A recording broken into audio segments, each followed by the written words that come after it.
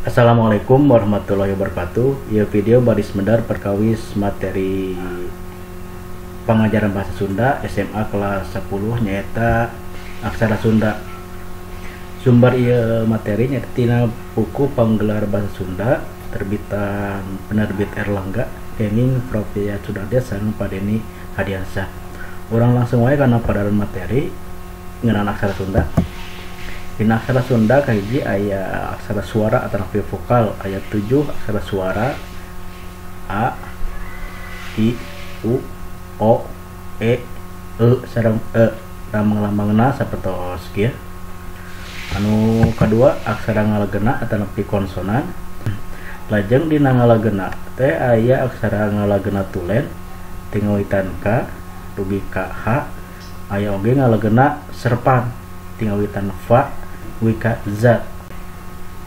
Anu salajengna kumargi dina aksara ngalegeuna teh sadaya tungtungna a tangtos periogi alat pikeun ngarobah tungtung sora a ieu nya. Alatna disebut rarangken. Rarangken dina aksara Sunda rupi-rupi. Nu kahiji aya rarangken nu ditulis di luhureun aksara ngalegeuna, contohna panghulu. Ieu lambangna fungsina ngarobah a jadi sora i, a jadi i. Kedua rarangken ditulis handapeun aksara ngalegeuna, contoh panyuku ngarobah sora a jadi u. Katilu rarangken ditulis sajajar jeung aksara ngalegeuna, aya nu samemehna aya nu saparantosna. Kami samemehna contohna paneleng ngarobah sora a jadi e, anu sanggeusna saparantosna contohna panolong ngarobah sora a jadi sora o. Anu pamungkas aya rarangken anu bisa dihijikeun jeung aksara suara nyata panglayar, panyecek jeung pangwisad.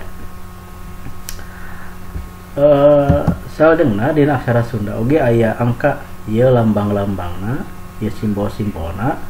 Namun nu ngabentenkeun sareng aksara biasa pami dina angka mah salawasna nyeratna teh nulisna teh dicirian ku 2 garis.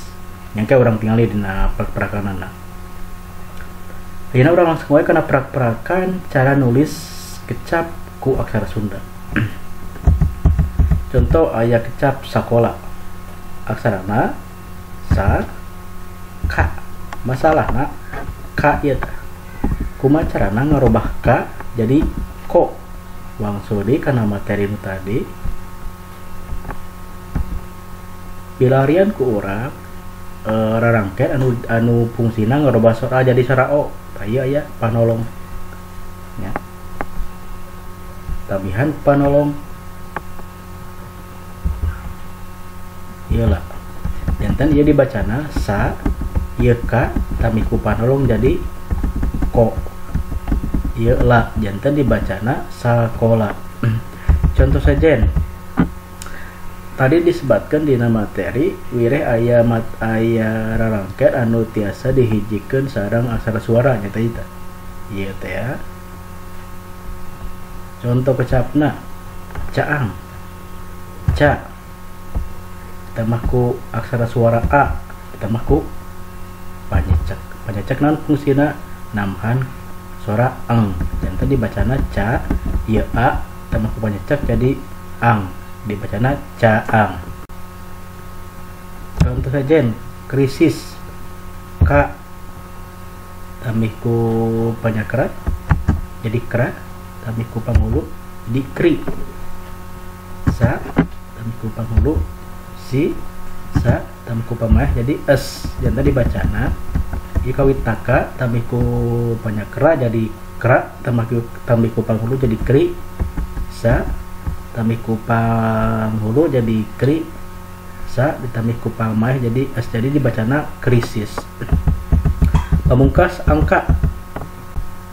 Contoh angka 23 kedah nganggo garis sapertos ieu.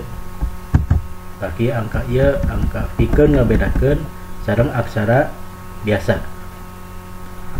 Sakitu wae padaran materi singkat ngeunaan aksara Sunda, mugi manfaatna kanggo sadayana. Hatur nuhun. Assalamualaikum warahmatullahi wabarakatuh.